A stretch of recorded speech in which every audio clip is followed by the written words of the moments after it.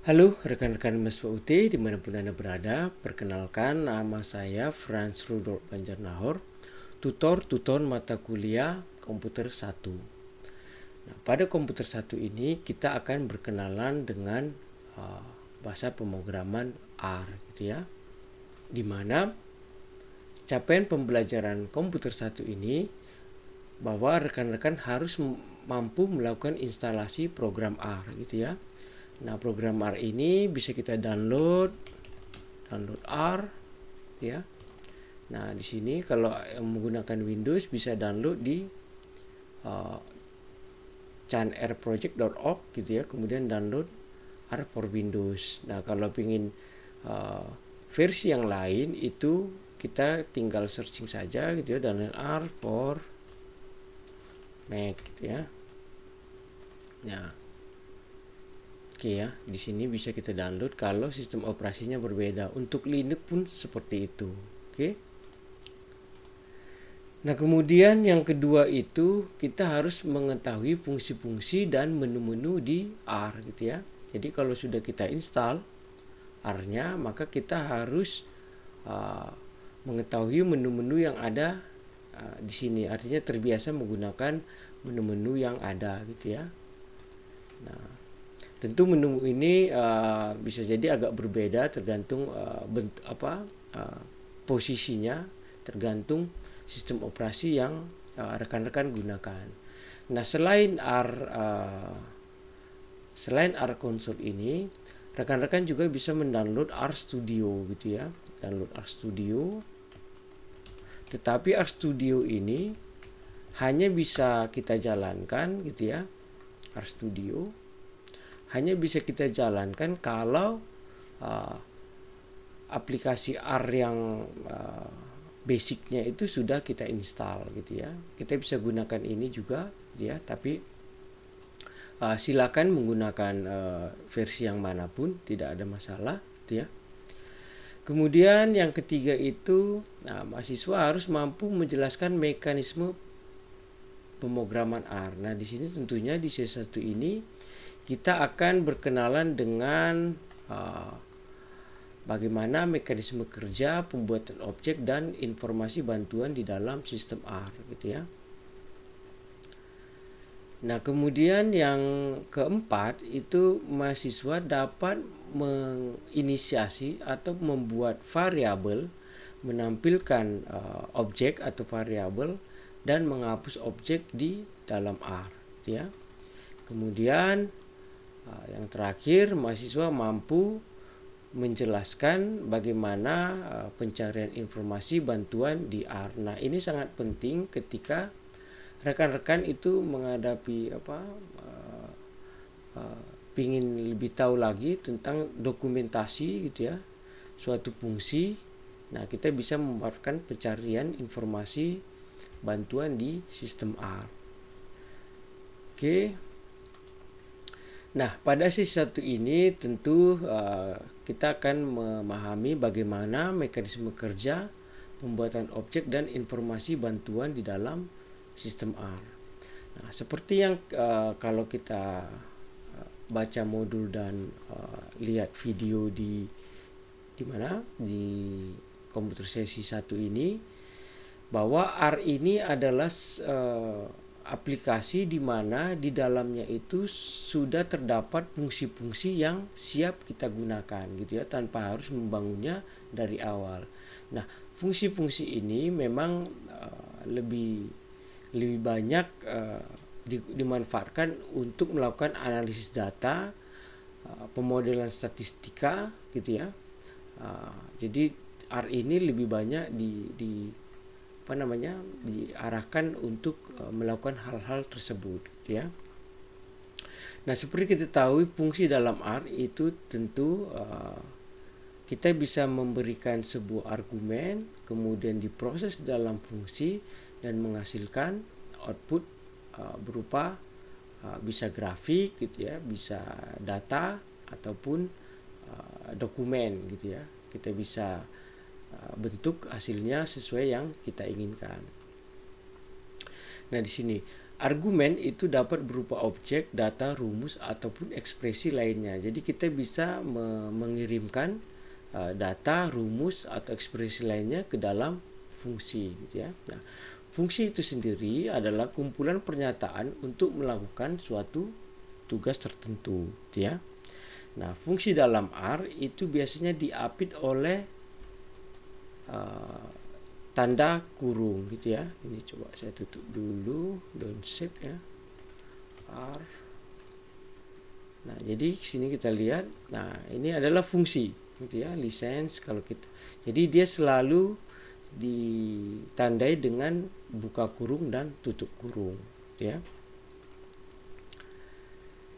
Nah, jadi kalau kita lihat struktur direktorinya pada library, nah sini kita lihat banyak sekali fungsi-fungsi yang sudah tersedia secara default, gitu ya, tanpa harus kita cari sendiri.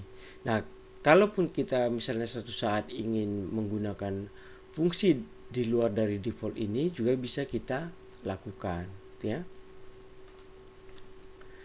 Nah, penggunaan fungsi dalam R di sini contohnya kita lihat ada getWD. Nah, getWD ini digunakan untuk mendapatkan informasi tempat kerja yang sedang berlangsung saat ini. Tempat kerja ini adalah maksudnya direktori yang aktif pada saat R ini kita jalankan. Jadi kalau kita lihat getWD, gitu ya, getWD. Nah, di sini kita lihat dia akan menampilkan output direktori default dari area kerja saat ini. Nah, jika kita ingin menggantinya, maka kita bisa gunakan fungsi setWD, gitu ya. Nah, kalau kita ingin melihat isi direktori di dalam area kerja kita ini, kita bisa menggunakan dir, gitu ya. Sini dir. Nah, sini kita lihat ada berapa direktori. Kemudian kalau kita ingin memindahkan direktori area kerja kita ini ke dalam huruf R ini, kita bisa set WD kutip R. Nah, ini adalah argumennya, gitu ya.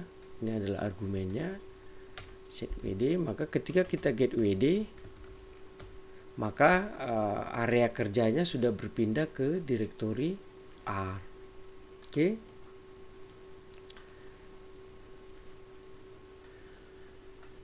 Penamaan suatu objek pada R itu bersifat case sensitif, gitu ya. Case sensitif artinya huruf kecil dan huruf besar itu dianggap berbeda, gitu ya, sehingga y besar dan y kecil itu merupakan objek yang berbeda. Nah, kalau kita contohkan, gitu ya, y kita assignment sebuah nilai 10, ya, kemudian y kecil kita beri nilai 100, maka kalau kita tampilkan y besar, ya, kemudian y kecil, maka dia adalah objek yang berbeda, ya. Selain itu, penamaan objek dalam R itu juga memiliki aturan, gitu ya. Nah, dia harus diawali dengan huruf, baik huruf kapital ataupun huruf kecil. Kemudian diikuti oleh huruf, angka, titik ataupun underscore garis bawah. Nah, contoh penamaan objek yang benar di sini kita bisa lihat, gitu ya. Nah, dia bisa seperti ini, rata-rata atau titik rata-rata.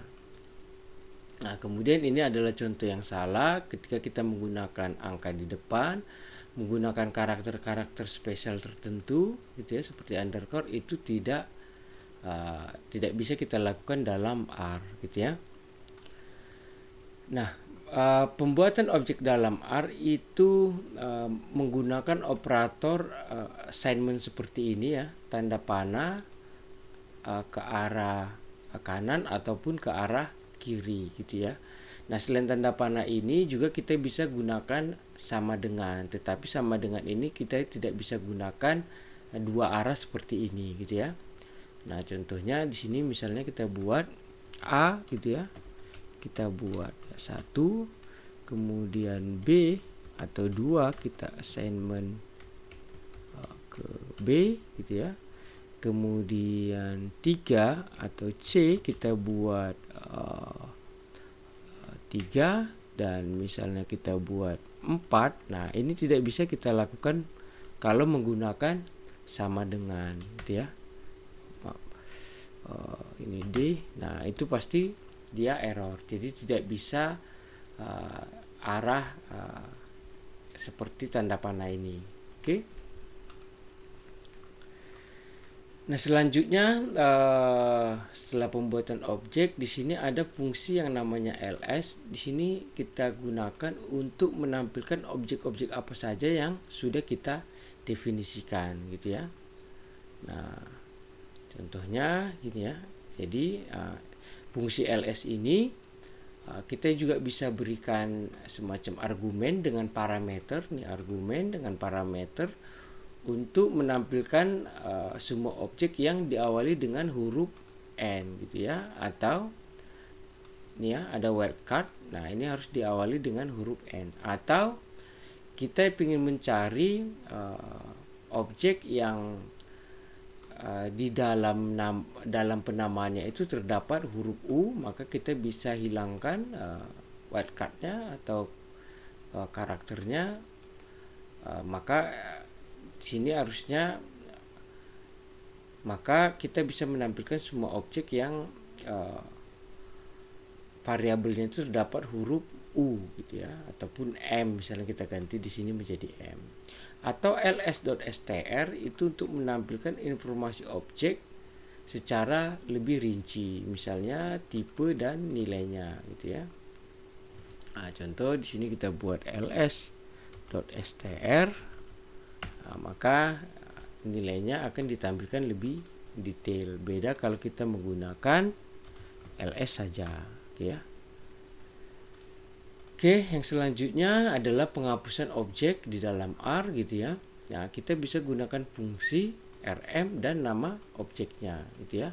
Atau kita bisa gunakan secara inline dalam satu baris, rm nama objeknya, kemudian koma nama objeknya. Atau kita bisa gunakan list tertentu, gitu ya. Contoh di sini menghapus semua objek, gitu ya. Maka kita bisa gunakan fungsi seperti ini, gitu ya. Artinya ls ini kan semua ya. Berarti listnya, jadi maksud fungsi ini adalah hapus semua daftar yang muncul pada ls, gitu ya. Atau kita bisa hapus sebagian, sama seperti tadi, gunakan fungsi ls_path dengan wildcard n, gitu ya, tanda pangkat ini, gitu ya, tanda pangkat n. Maka R akan menghapus semua objek yang diawali dengan huruf N. Oke. Nah, fungsi help ini digunakan untuk mencari informasi bantuan di dalam R, gitu ya.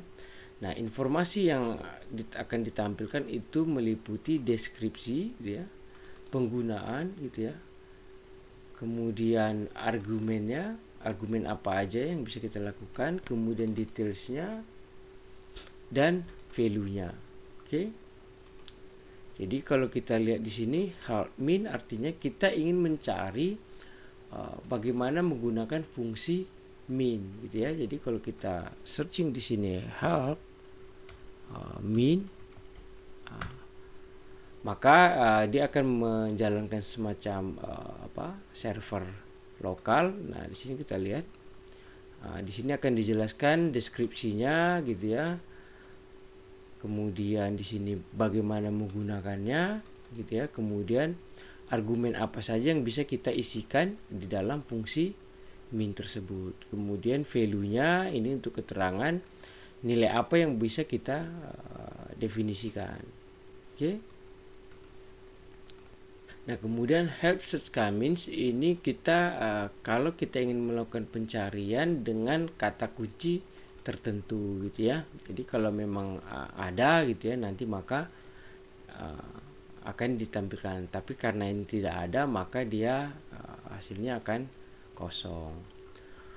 Oke, itu saja yang bisa saya sampaikan pada sesi pertama ini. Silakan dipahami bagaimana mekanisme di dalam R. Kemudian di sini ada sesi diskusi, silakan kita berdiskusi.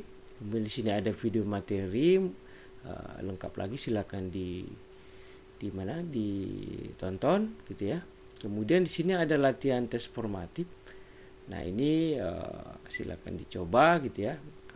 Oke, sekian dulu pada sesi pertama ini. Sampai jumpa pada sesi berikutnya. Terima kasih.